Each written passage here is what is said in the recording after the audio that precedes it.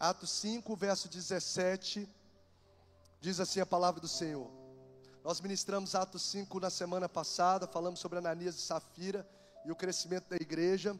Agora Atos 17 diz assim: acharam, irmãos? Amém? Então o sumo sacerdote e todos os seus companheiros, membros do partido dos saduceus, ficaram cheios de quê? De inveja. Por isso mandaram prender os apóstolos, colocaram numa prisão pública. Mas durante a noite um anjo do Senhor abriu as portas do cárcere. Olha que tremendo. Prenderam, um anjo foi lá e abriu a porta, levou-os para fora e disse: dirijam-se ao templo e relatem ao povo toda a mensagem dessa vida. Ao amanhecer eles entraram no pátio do templo como haviam sido instruídos e começaram a ensinar o povo. Quando chegaram, o sumo sacerdote e os seus companheiros convocaram o sinédrio, toda a assembleia dos líderes religiosos de Israel, e mandaram buscar os apóstolos na prisão. Todavia, ao chegar à prisão, os guardas não encontraram ali. Voltaram e relataram: encontramos a prisão trancada com toda segurança, com os guardas diante das portas, mas quando abrimos não havia ninguém lá. Diante desse relato, o capitão da guarda do templo e os chefes dos sacerdotes ficaram perplexos, imaginando o que teria acontecido. Verso 25, para finalizar o verso 29. Nesse momento chegou alguém e disse: os homens que os senhores puseram na prisão estão lá no pátio do templo fazendo o quê? Ensinando o povo. Então, indo para lá com os guardas, o capitão trouxe os apóstolos, mas sem o uso das forças, porque temiam que o povo o apedrejasse. E tendo levado os apóstolos, apresentaram-nos ao sinédrio para serem interrogados pelo sumo sacerdote, que lhes disse: demos ordens expressas a vocês para que não ensinassem nesse nome. Todavia vocês encheram Jerusalém, oh glória, com sua doutrina, e nos querem tornar culpados do sangue desse homem. Pedro e os outros apóstolos responderam, vamos ler juntos, 2, 3, e é preciso obedecer antes a Deus do que aos homens. Mais uma vez, é preciso obedecer antes a Deus do que aos homens. Gente, preste atenção, existem inúmeras coisas da nossa vida, que acontecem na nossa vida, que nós não podemos controlar. Muitas coisas que acontecem na nossa vida nós não conseguimos controlar. Das coisas mais triviais, por exemplo, um trânsito congestionado, você não consegue controlar. O que você vai fazer? Está ali, engarrafamento, um pneu que fura, é uma situação que você, às vezes acontece, você vai fazer uma viagem de avião e o avião atrasa. O que você vai fazer? Você não consegue lá controlar, o avião atrasou. Então existem inúmeras situações da nossa vida que nós não conseguimos controlar. A gente não consegue controlar às vezes que uma pessoa nos ofenda. A gente não consegue controlar que uma pessoa fale mal de nós nas costas. A gente não consegue controlar. Seja das coisas mais simples ou as mais expressivas. Muitas das coisas que acontecem na nossa vida, a gente não consegue controlar, impedir. Por exemplo, uma coisa que aconteceu no passado, eu não consigo mudar. Aconteceu, como é que eu faço para mudar? Não tem como. Uma notícia que a gente recebe triste no presente, não tem como eu controlar. Faleceu fulano de tal. Uma notícia ruim, eu não tenho como controlar. Às vezes um diagnóstico se recebe. Então existem várias coisas da nossa vida que acontecem que nós não temos poder de controlar. Todavia nós podemos controlar as nossas reações com o que nos acontece. Preste atenção, eu não consigo controlar muitas coisas que acontecem na minha vida. Uma notícia ruim, uma coisa que aconteceu no passado, um pneu que fure, mas eu consigo controlar as minhas reações. Então guarde, você não pode controlar tudo o que acontece na sua vida, mas pode controlar a maneira como você reage. O nosso controle reside no lado de dentro.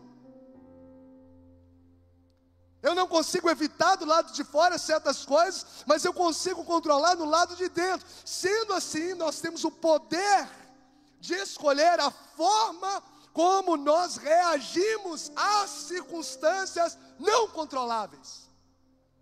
Como eu vou reagir? Eu não consigo impedir que uma pessoa me critique na rua, mas como eu vou reagir à crítica? Eu consigo controlar. Eu posso criticar a pessoa também, mas eu posso talvez guardar a minha língua, ou falar bem de quem me maldiz. Sim ou não? Posso controlar. Eu não consigo impedir que ela me critique, mas eu posso às vezes reagir de forma diferente. Posso devolver a mesma moeda, como não? Às vezes eu não consigo controlar, talvez, a forma como os outros me tratam. Quem que já foi tratado mal, talvez, num atendimento, num comércio, num restaurante? Bom, às vezes a pessoa está num dia ruim, ou etc e tal. Você não consegue controlar, mas você consegue controlar o quê? A sua reação.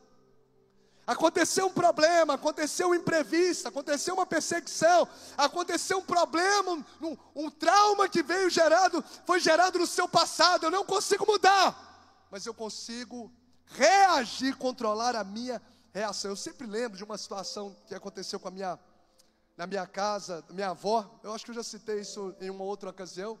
A avó, por parte de pai, quando chovia, ela tinha pavor de chuva. Pavor, mas assim, ameaçava chover, ela corria. Eu era pequenininho, tinha um monte de os primos tudo brincando ali.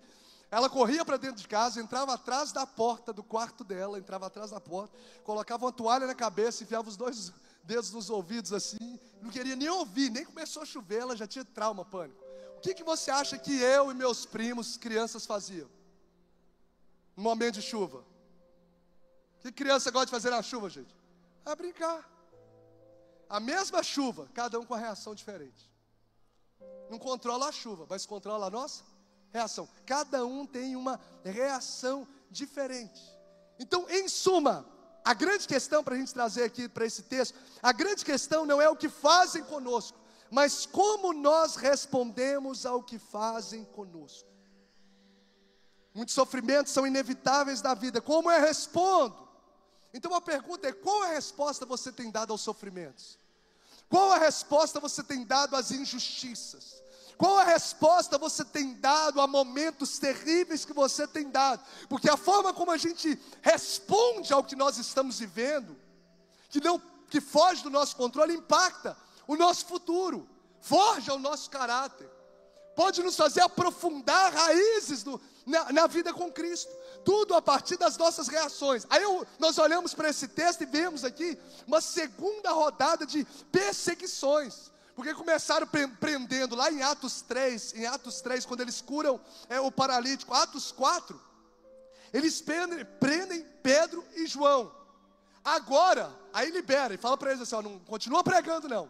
Agora, em Atos 5, novamente eles prendem, só que todos os apóstolos.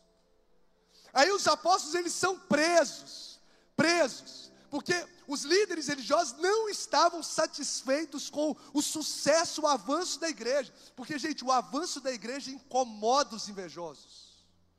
O avanço da igreja, porque o texto é claro em nos dizer que eles estavam aqui cheios de inveja. Olha só, as pessoas curando um cara que estava 40 anos paralítico, fazendo bem, vendendo fazenda, ajudando pessoas que estavam passando necessidade. Porque você há de convir comigo que eles estavam sofrendo injustamente, sim ou não? Fazendo bem e sofrendo prisão por fazer o bem. E a grande pergunta é: o que eu tenho feito? Qual tem sido a minha resposta emocional e espiritual aos sofrimentos injustos? Qual tem sido a sua resposta?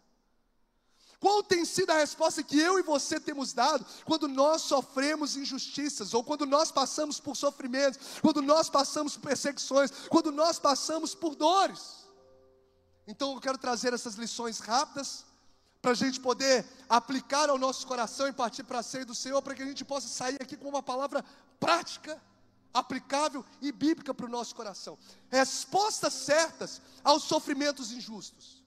Qual que é a resposta certa a sofrimentos injustos? Primeiro, eu aprendo com os discípulos aqui a obedecer inegociavelmente a Deus. Quando eu sofro injustamente, qual que é a resposta certa que eu vou dar? Obedecer inegociavelmente a Deus. O texto que nós lemos é claro em dizer que Pedro e os outros apóstolos responderam: é preciso obedecer antes a Deus do que os homens. Então nós vemos aqui nessa segunda vez, os discípulos mais uma vez manifestam esse gesto de obediência, porque em Atos 4, como eu disse aqui, novamente quando eles foram presos e foram ameaçados, eles falaram: não é justo, eu vou obedecer a Deus, mas vocês vão ser presos, vão ser açoitados, não, mas eu vou continuar obedecendo a Deus. Se você ler Atos 4, 19 e 20, diz assim: mas Pedro e João responderam: julguem os senhores mesmos, se é justo aos olhos de Deus obedecer aos senhores e não a Deus. pois não podemos deixar de falar do que vimos e ouvimos. Ou seja, a obediência desses homens era inegociável. Não tinha ameaças, não tinha risco de prisão, não tinha eminência de morte cruel que fazia eles negociar a obediência deles a Deus. Não tinha ameaças que mudaram as convicções deles. Nós vamos continuar obedecendo antes a Deus do que os homens. Não teve ameaças, não teve prisões que mudaram a mensagem que eles carregavam, onde ele continuou pregando sobre Cristo. Não mudaram, porque a obediência deles era inegociável. E a pergunta que a gente precisa fazer é: o que tem governado a minha e a sua decisão diante dos sofrimentos injustos da vida? Será que nós temos obedecido a Deus ou nos rendido ao sistema do mundo? Passei uma crise financeira, vou começar a negociar meus valores dentro da minha empresa, vou parar de pagar isso, parar de fazer isso aqui, não tem nada a ver.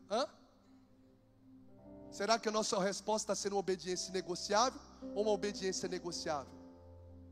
Que resposta eu e você temos dado às tentações às vezes? Será que nós temos obedecido a Deus, aos desejos da carne? Não, mas eu estou passando tanto tempo, Que resposta você tem dado?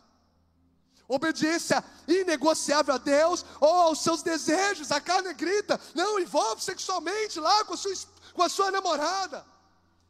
Que resposta você tem dado às tentações? Obediência a Deus ou à carne?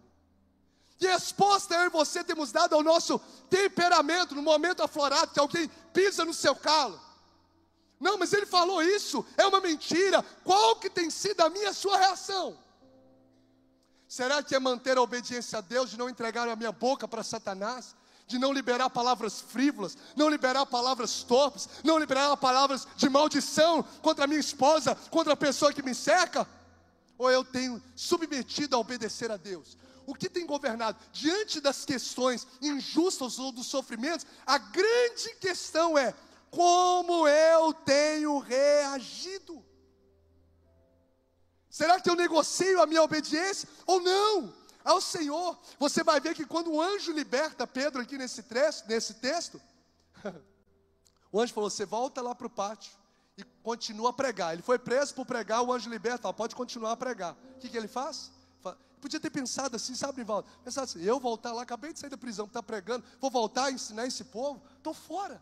Não, mas você vai ver, justamente, eles indo ao pátio e obedecendo, mesmo sobre risco de prisão, mesmo sobre risco de agressão, porque se mataram o mestre deles numa cruz, o que seria deles? Mas mesmo assim, eles obedeceram inegociavelmente a Deus. A obediência, gente, muitas vezes vai doer a nossa carne, mas ela vai entregar uma paz e uma segurança na sua alma que nada mais pode entregar, que a desobediência nunca trará. Você acha que é fácil? Pergunta para Abraão se é fácil obedecer, entregar uma promessa que o próprio Deus tinha dado, o filho, sacrificar o filho adolescente no altar. Pergunta se é fácil obedecer. Mas como o texto diz, mais vale obedecer a Deus do que aos homens. Qual a resposta eu e você temos dado diante das perseguições, dos ataques e de sofrimentos e pressões que nós enfrentamos? Porque isso vai impactar no futuro que nós vamos escolher, vai impactar no caráter que vai ser forjado dentro de nós. A segunda lição, ela diz assim: qual é a resposta que eles deram aos sofrimentos injustos? Primeiro, obediência. O segundo, perseverável irremediavelmente no chamado. Olha o texto, nesse momento chegou alguém e disse: os homens que os senhores puseram na prisão estão no pátio do templo, ensinando o povo. Eles perseveraram no chamado, eles não desistiram de prosseguir, ensinando sobre Cristo, mesmo em face a sofrimentos injustos. Como eu disse, já tinham sido presos, já tinham sido ameaçados, já tinham sido presos outra vez. Eles estavam dispostos, se você ler Atos 5:33, o povo já estava disposto, os líderes estavam dispostos, furiosos, dispostos a matá-los. Eles apanharam em Atos 5:40. Eles tiveram que lidar com gente mentirosa, como Ananias e Safira, dentro da própria igreja. E mesmo assim, eles não pararam de exercer o chamado. Mesmo assim, eles não pararam de exercer o ministério. Mesmo assim, eles não pararam de exercer o propósito. Ou seja, guarde isso no seu coração. As perseguições externas e as decepções internas não foram capazes de paralisar o chamado de Deus da vida dos apóstolos. Eu espero que você entenda no seu espírito o que Deus está falando ao nosso coração. Porque quanta gente está paralisando o chamado, porque fulano falou isso de mim. Quanta gente paralisando o chamado, porque Beltrano esqueceu de mencionar aquilo. Quanta gente está paralisando um chamado, porque Cicrano não me visitou. Pare com isso. Que geração fraco, que geração frágil, que geração do mimimi. Nós precisamos de levantar uma geração, como foi a geração da igreja primitiva. Eles estão dispostos a enfrentar a prisão, a ameaça, açoite, morte, mas eu não vou parar o meu chamado. Gente que para o chamado qualquer coisa. Não me ligou, parou o chamado. Não lembrou de mim, parou o chamado. Fulano falou isso, parou o chamado. O pessoal aqui sofrendo açoites, perseguições, e não paralisaram o chamado. Então guarde no seu coração: o que deve ditar o ritmo do nosso chamado não são as nossas emoções do momento, mas a voz eterna do nosso Deus. Diga comigo o que vai ditar. Diga comigo bem forte: o que vai ditar o ritmo do meu chamado não são as minhas emoções passageiras, mas sim a voz de Deus eterna sobre o meu coração, no nome de Jesus.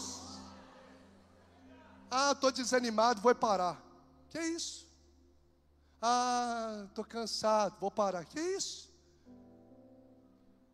Prisão, ameaça, morte, açoite. Volta e ensina, vou lá, volta e ensino. Não para o meu propósito. Qual resposta a gente tem dado às pressões da vida? Qual a resposta? O que tem ditado o nosso chamado? A gente não pode parar de fazer o que Deus nos chamou para fazer por causa dos problemas. A gente não pode parar de fazer o que Deus nos chamou a fazer por causa das situações adversas. Não são problemas, gente, que determinam se eu prossigo o chamado ou se eu paro. Não são as críticas que vão ditar o ritmo do meu chamado. Não são as falácias que vão ditar o ritmo do nosso chamado. O que vai ditar o ritmo do nosso chamado é a voz daquele que nos chamou. É Ele quem fala, é Ele quem governa, é Ele quem conduz todas as coisas. O que tem ditado o ritmo do seu chamado? Será que são as emoções passageiras? Ou é a palavra daquele que nos chamou? Se Deus não te deu palavra para parar, não pare, senão está sendo desobediente. Se Deus não te deu palavra para parar, não pare. A gente precisa aprender a dar as respostas certas aos sofrimentos e às lutas da nossa vida. Senão a gente vira uma geração frágil. Qualquer problema, qualquer conflito foge.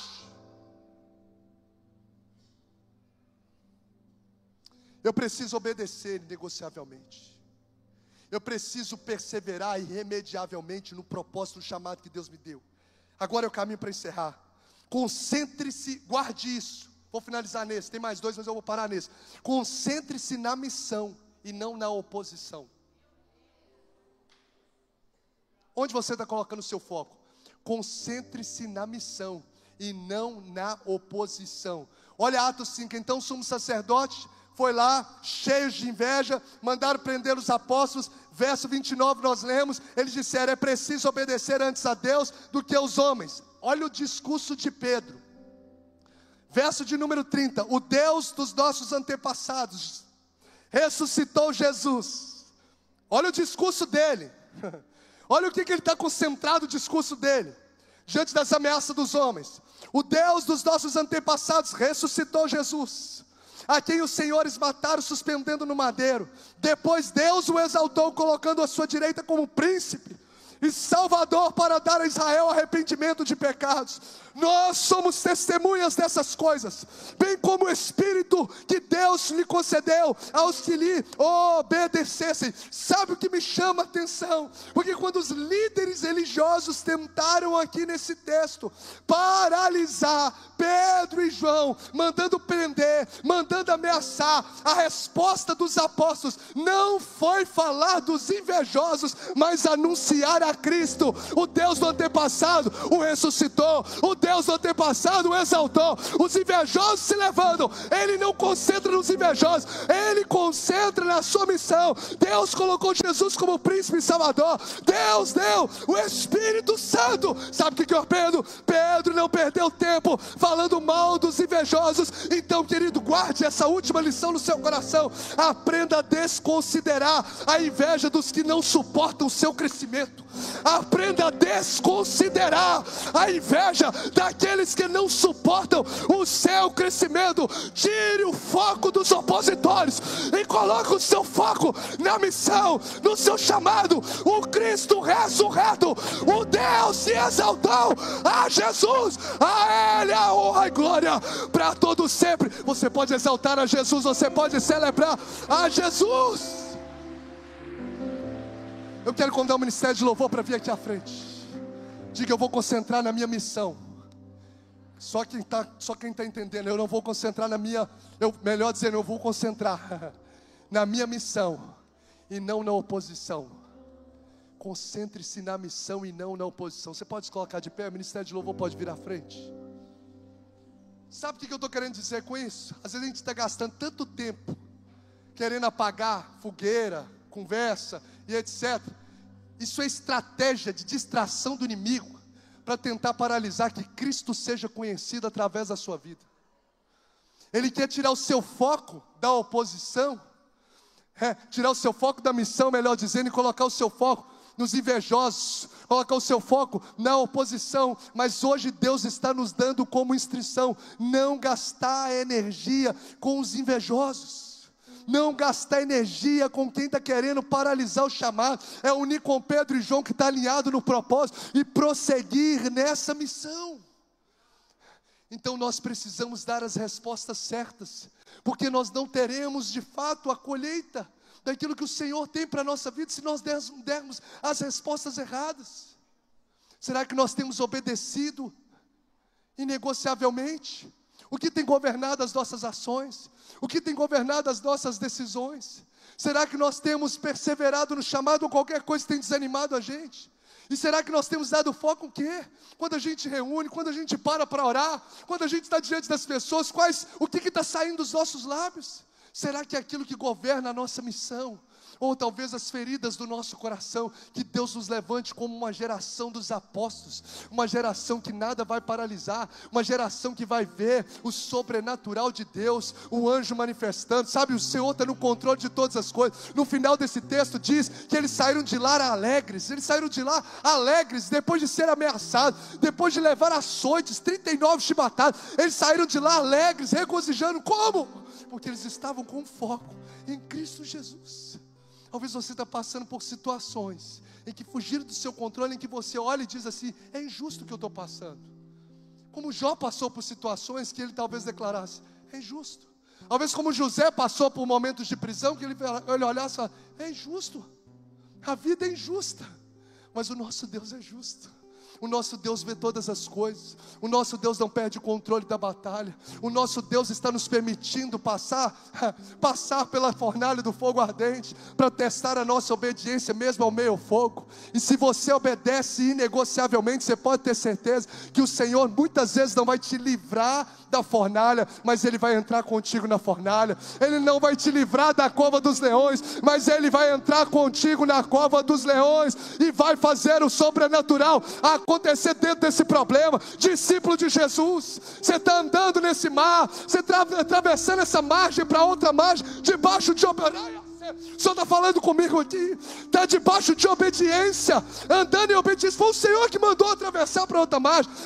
Vão para outra margem. Eu estou andando, mas uma tempestade me surpreendeu nesse processo. Oh glória, uma tempestade me surpreendeu, o barco está enchendo de água. Jesus essa noite trouxe aqui dizendo: aquieta o teu coração. Está parecendo que Jesus está dormindo nesse barco? Aquieta o teu coração. Aquele que controla o vento, o mar, aquele que controla o incontrolável está contigo, e isso passa no tempo certo. Receba, levante a sua mão. O Senhor vai liberar surpresas dos céus sobre a sua vida, a ponto de você, discípulo de Jesus, pode continuar, dizer: quem é esse? Quem é esse? Que eu já ando há tanto tempo, que eu já vejo tanta coisa acontecer. Mas quem é este que até o vento e o mar lhe obedecem? Sabe o que Jesus vai fazer? Receba no seu espírito. O Senhor vai se revelar a você de uma forma que você ainda não o conhece. Vai a níveis mais profundos. Esse problema não veio para afundar o teu barco. Esse problema é permissão de Deus para receber uma revelação nova de quem Deus é na sua vida e na sua história. Quem está entendendo? Quem está entendendo? Você pode adorar o Senhor por um instante. Oh Jesus. Sim, Pedro, você de novo está na prisão, Pedro. Sim, prisão injusta, Pedro. Sim, mas é porque eu quero fazer você viver uma experiência sobrenatural maior, Pedro. Sim, quem vai abrir agora essa porta não vai ser o soldado com a ameaça, não. Quem vai abrir essa porta é o próprio anjo que eu vou mandar do céu. Oh Jesus, o Senhor está permitindo gente passar por lutas terríveis, para poder você conhecê-lo como você ainda não conhece. O Senhor está preparando uma revelação do sobrenatural para ser derramada sobre a sua vida, para que todos vejam e saibam que foi a mão do Senhor quem fez.